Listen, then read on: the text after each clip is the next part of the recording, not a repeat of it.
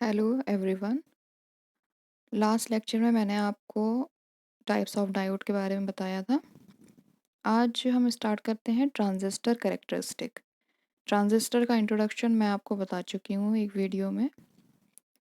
Starting में जो मैंने एक वीडियो आपको सेंड किया था ट्रांजिस्टर के इंट्रोडक्शन से रिलेटेड।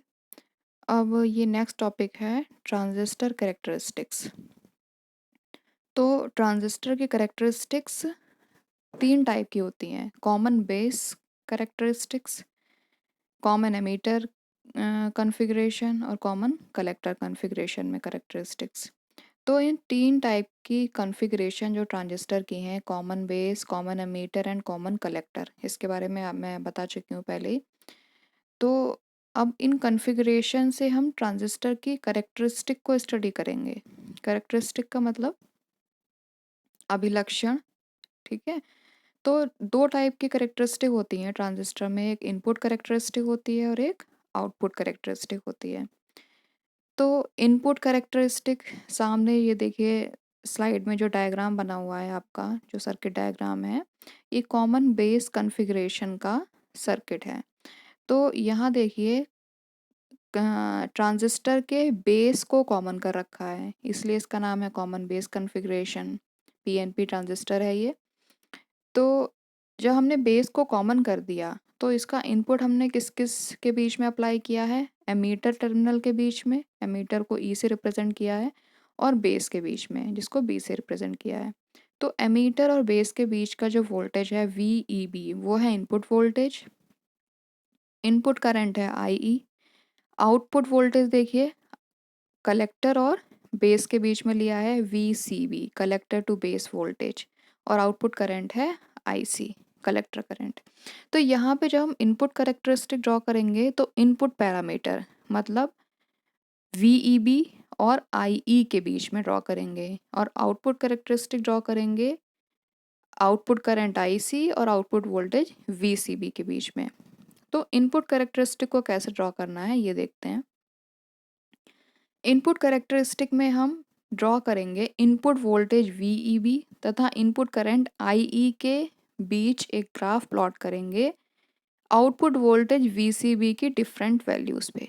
मतलब VCB को हम वेरी कराएंगे और उसके करस्पॉन्डिंग IE और VEB के बीच में एक ग्राफ प्लॉट करेंगे, जिसको हम कहेंगे इनपुट कैरेक्टरिस्टिक्स।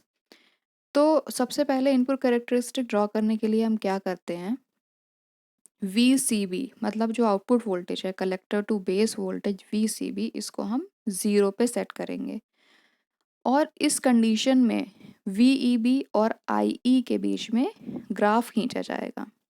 उसके बाद क्या करेंगे, VCB को हम धीरे धीरे बढ़ाएंगे। VCB के फिर डिफरेंट वैल्यूज़ पे हम VEB और IE के बीच में ग्राफ को प्लॉट करेंगे। देखिए कैसे प्लॉटिंग होती है।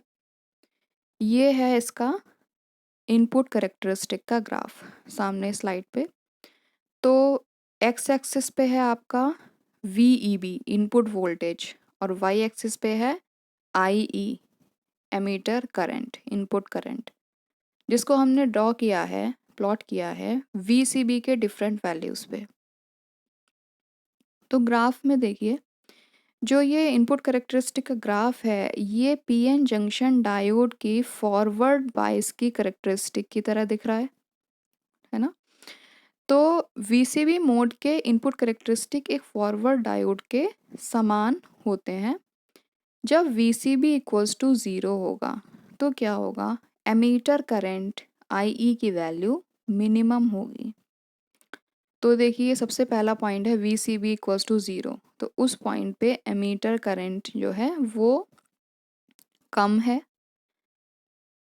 जब VCB को धीरे धीरे हम बढ़ाएंगे, जब VCB हमने 10 वोल्ट किया, देखो करेक्टरिस्टिक्स में, तो क्या होगा, एमीटर करंट की वैल्यू बढ़ जाएगी। क्यों बढ़ जाएगी, जब VCB को हम रिवर्स बायस करेंगे तो जो एमीटर के जो मेजॉरिटी कैरियर्स हैं वो कलेक्टर बेस जंक्शन की तरफ तेज़ी से अट्रैक्ट होना शुरू होंगे, जिससे एमीटर करंट की वैल्यू बढ़ जाएगी। तो यहाँ देखिए जब वीसीबी को बढ़ाया जाएगा तो कलेक्टर बेस जंक्शन की रिवर्स बायस वोल्टेज बढ़ जाने के कारण इनपुट कैरेक्टरिस्टिक कर्व अंदर की ओर लेफ्ट हैंड साइड में शिफ्ट हो जाते हैं। ये देखिए जब वीसीबी इक्वल्स टू 10 वोल्ट है तो हमारी कैरेक्टरिस्टिक लेफ्ट हैंड साइड में शिफ्ट हो गई। नेक्स्ट जब वीसीबी इक्वल्स टू 20 वोल्ट किया तो और शिफ्ट हो गई। तो इस शिफ्टिंग का मतलब ये है कि जो हमारी एमीटर करंट है वो जब वीसीबी को हम इंक्रीज़ करते जा रहे हैं तो बढ़ती जा रही है। पहले देखिए अराउंड 3 एम्पियर पे थी, मिली एम्पियर पे, फिर 5 मिली एम्पियर के अक्रॉस हो गई, उसके बाद वीसीबी इक्वल्स टू 20 वोल्ट पे 6 मिली एम्पियर के अक्रॉस हो गई। तो इस तरीके से इनपुट कैरेक्टरिस्टिक को प्लॉट किया जाता है।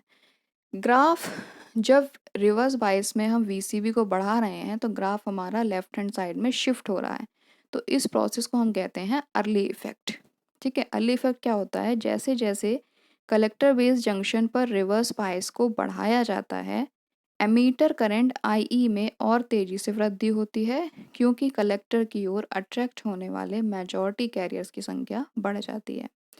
नेक्स्ट एक पॉइंट है base width modulation. Base width modulation क्या होता है कि जब आप कलेक्टर बेस जंक्शन पर रिवर्स बायस को इंक्रीज करेंगे तो कलेक्टर बेस जंक्शन की डिप्लीशन विड्थ बढ़ जाएगी। मैंने आपको बताया है डायोड में कि जब हम पीएन जंक्शन डायोड को रिवर्स बायस करते हैं तो डिप्लीशन लेयर बढ़ जाती है। तो डिप्लीशन लेयर बढ़ने से क्या होगा, बेस में आपका जो डोपिंग होती है वो कलेक्टर से कम होती है तो बेस की तरफ डिप्लीशन लेयर ज़्यादा बढ़ेगी, ज़्यादा डिप्लीशन विड्थ बढ़ेगी। तो क्या होगा, एक तरीके से बेस का डिप्लीशन लेयर बढ़ेगी और जो टोटल बेस की जो विड्थ है वो कम होगी। तो इस प्रोसेस को हम कहते हैं बेस विड्थ मॉड्यूलेशन। यहाँ पे देखिए स्लाइड में, जब कलेक्टर बेस जंक्शन पर रिवर्स बायस वोल्टेज बढ़ाई जाती है तो बेस के लाइटली डोप्ड होने के कारण बेस में डिप्लीशन लेयर की विड्थ और अधिक हो जाती है जिससे बेस की विड्थ कम हो जाती है, जिसे बेस विड्थ मॉड्यूलेशन कहते हैं। बेस की विड्थ कम हो जाने से बेस में रिकॉम्बिनेशन भी कम हो जाता है। बेस की विड्थ जब बढ़ जाएगी तो बेस में क्या होगा, इमोबाइल्स आयन आ जाएंगे जिसके कारण इलेक्ट्रॉन होल्स का रिकॉम्बिनेशन कम हो जाता है और एमीटर करंट सीधे कलेक्टर बेस जंक्शन के पोटेंशियल बैरियर की हेल्प से एकदम अट्रैक्ट हो जाते हैं कलेक्टर की तरफ मेजॉरिटी कैरियर्स और एमीटर करंट की वैल्यू बढ़ जाती है। तो इस प्रोसेस को हम कहते हैं बेस विड्थ मॉड्यूलेशन। बेस की विड्थ का कम होना या बेस में डिप्लीशन लेयर का बढ़ना, इसको हम कहते हैं बेस विड्थ मॉड्यूलेशन। तो ये तो हो गई आपकी इनपुट कैरेक्टरिस्टिक्स। इसी आउटपुट कैरेक्टरिस्टिक्स को हम कैसे ड्रॉ करेंगे, जैसे मैंने आपको बताया आउटपुट कैरेक्टरिस्टिक सीबी कॉन्फ़िगरेशन में आउटपुट वोल्टेज वीसीबी और output current IC collector current के बीच में एमीटर करंट आईई के विभिन्न मानों के लिए खींचे जाते हैं। तो यहाँ पे देखिए कैरेक्टरिस्टिक्स, जब कलेक्टर जंक्शन रिवर्स बायस हो, जब आप सीबी जंक्शन को रिवर्स बायस करते हैं तो एमीटर करंट आईई के नियत मान पे, क्योंकि हमें आईई के डिफरेंट वैल्यूज़ पे कलेक्ट आउटपुट कैरेक्टरिस्टिक खींचनी है, तो आईई के नियत मान पे कलेक्टर करंट का मान लगभग कांस्टेंट होता है। इसलिए आउटपुट कैरेक्टरिस्टिक वीसीबी एक्सिस के पैरेलल होते हैं। यह इसलिए क्योंकि एमीटर से आए मेजॉरिटी कैरियर्स में से अधिकतम बेस को क्रॉस करके कलेक्टर में पहुंच जाते हैं। मैंने आपको बताया कि जब आप रिवर्स बायस करेंगे कलेक्टर बेस जंक्शन को तो बेस विड्थ मॉड्यूलेशन के कारण क्या होगा, मेजॉरिटी ऑफ इलेक्ट्रॉन्स सीधे आपके कलेक्टर में पहुंच जाएंगे और कलेक्टर रीजन में पहुंच के ये इलेक्ट्रॉन्स कलेक्टर करंट फॉर्म करते हैं, मैं आपको बता चुकी हूँ। तो ये रीज़न है कि आई आईसी के लगभग बराबर होती है। यहाँ पे जो आई इक्वल्स टू 0 दे रखा है यही आईसी की भी वैल्यू है। तो यहाँ पे देखिए जो आईसी के जो कर्व हैं वो वीसीबी एक्सिस के लगभग पैरेलल हैं। यहाँ पे जो रेड डॉट से मैंने दिखाया है वो एमीटर करंट है और जो ब्लू लाइन से बने हैं वो कलेक्टर करंट की वैल्यू है। तो यहाँ पे देख सकते हैं आप कि जो ब्लू वाले कर्व हैं वो वीसीबी एक्सिस के ठीक पैरेलल हैं।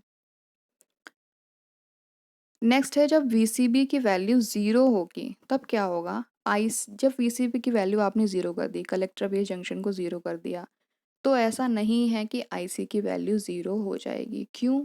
क्योंकि जब आपने कलेक्टर बेस जंक्शन को रिवर्स बायस किया था तो क्या हुआ था, एक पोटेंशियल बैरियर बनेगा डिप्लीशन लेयर पे। तो उस पोटेंशियल बैरियर के इलेक्ट्रिक इलेक्ट्रिक चार्ज या इलेक्ट्रिक इफेक्ट के कारण, पोटेंशियल बैरियर के इलेक्ट्रिक इफेक्ट के कारण क्या होगा, जो कैरियर्स होंगे इलेक्ट्रॉन एमीटर के, जो मेजॉरिटी कैरियर्स होंगे वो क्या होंगे, अट्रैक्ट हो जाएंगे कलेक्टर की तरफ और कलेक्टर करंट फ्लो करेगी। तो VCB इक्वल्स टू ज़ीरो होने पर भी IC का मान कम नहीं होता, क्योंकि JC के पोटेंशियल बैरियर की हेल्प से, पोटेंशियल बैरियर क्या होता है, एक टाइप का वोल्टेज होता है, मैं आपको बता चुकी हूँ। निगेटिव आयंस, इमोबाइल आयंस और पॉजिटिव इमोबाइल आयंस से मिलके एक पोटेंशियल बैरियर वोल्टेज बनता है। तो उस बैरियर वोल्टेज की हेल्प से एमीटर से आए मेजॉरिटी कैरियर्स CB जंक्शन को क्रॉस कर लेते हैं, कलेक्टर बेस जंक्शन को क्रॉस करके कलेक्टर में पहुंच जाते हैं। IC की वैल्यू IE से कम रहती है।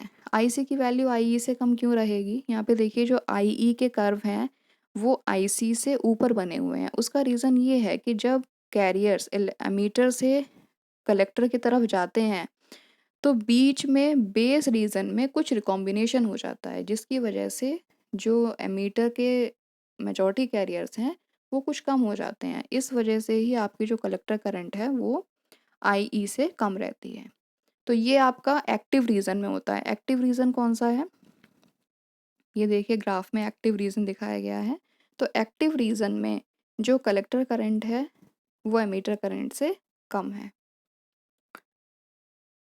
IC को ज़ीरो करने के लिए कलेक्टर जंक्शन को स्मॉल फॉरवर्ड वोल्टेज देनी पड़ती है। अगर आपको IC को ज़ीरो करना है तो क्या करना होगा, जो रिवर्स बायस जंक्शन था आपका कलेक्टर बेस जंक्शन, उसको हम स्मॉल फॉरवर्ड बायस वोल्टेज देंगे।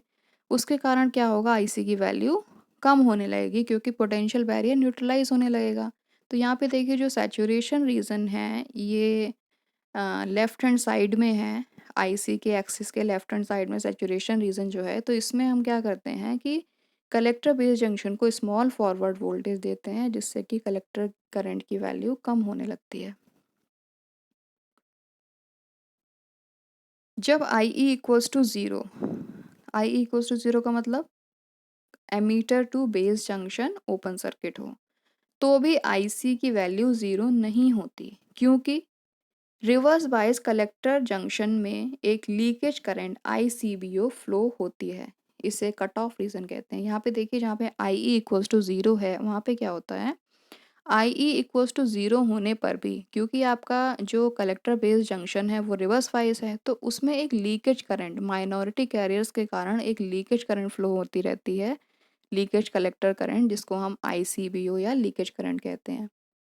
तो ये जो रीज़न है आपका IE इक्वल्स टू ज़ीरो से नीचे वाला, वो आपका कहलाता है कट ऑफ रीजन। तो यहाँ पे एक्टिव रीजन देखिए, एक्टिव रीजन की क्या डेफिनेशन है, आउटपुट कैरेक्टरिस्टिक का वह रीजन जहाँ एमीटर जंक्शन फॉरवर्ड वाइज तथा कलेक्टर जंक्शन रिवर्स वाइज होता है, एक्टिव रीजन कहलाता है। VCB इक्वल्स टू ज़ीरो की राइट हैंड साइड तथा IE इक्वल्स टू ज़ीरो के ऊपर का क्षेत्र एक्टिव रीजन कहलाता है। यहाँ पे देखिए IE इक्वल्स टू ज़ीरो के ऊपर का रीजन और VCB के राइट हैंड साइड का रीजन, 0 पॉइंट से राइट हैंड साइड का रीजन और IE से ऊपर का region, IE equals to zero से ऊपर का रीजन, ये आपका एक्टिव रीजन कहलाता है। इस रीजन में emitter base junction forward bias और collector base junction reverse bias होते हैं। सैचुरेशन रीजन क्या है, ट्रांजिस्टर आउटपुट कैरेक्टरिस्टिक में जिस रीजन में एमीटर जंक्शन तथा कलेक्टर जंक्शन दोनों फॉरवर्ड बायस होते हैं, सैचुरेशन रीजन कहलाता है। VCB इक्वल्स टू ज़ीरो के लेफ्ट साइड का रीजन सैचुरेशन रीजन है। तो यहाँ पे देखिए VCB इक्वल टू जो 0 पॉइंट है, जो ओरिजिन है, ओरिजिन से लेफ्ट हैंड साइड का रीजन सैचुरेशन रीजन है। मैंने आपको बताया था कि सैचुरेशन रीजन में हमें कलेक्टर बेस जंक्शन को फॉरवर्ड वाइज करते हैं, जिससे कि हमारा जो ट्रांजिस्टर है वो सैचुरेशन रीजन में वर्क करता है और IC की वैल्यू धीरे धीरे ज़ीरो हो जाती है। कट ऑफ रीजन क्या है, इस रीजन में ट्रांजिस्टर के दोनों रीजन रिवर्स बायस होते हैं। IE इक्वल्स टू ज़ीरो के नीचे का रीजन कट ऑफ रीजन कहलाता है। यहाँ पे देखिए IE इक्वल्स टू ज़ीरो से जो नीचे का जो रीज़न है वो कट ऑफ रीजन कहलाता है। कट ऑफ रीजन में दोनों जो जंक्शन है एमीटर बेस और कलेक्टर बेस दोनों ही रिवर्स बायस होते हैं। Current amplification factor CB configuration में current amplification factor alpha equals to change in output current upon change in input current. तो आउटपुट करंट क्या था, आपने सर्किट डायग्राम में देखा, आउटपुट करंट है आपकी कलेक्टर करंट आईसी और इनपुट करंट है एमीटर करंट आईई। तो आईसी और आईई का जो रेशियो है वो आपका करंट एम्पलीफिकेशन फैक्टर अल्फा है।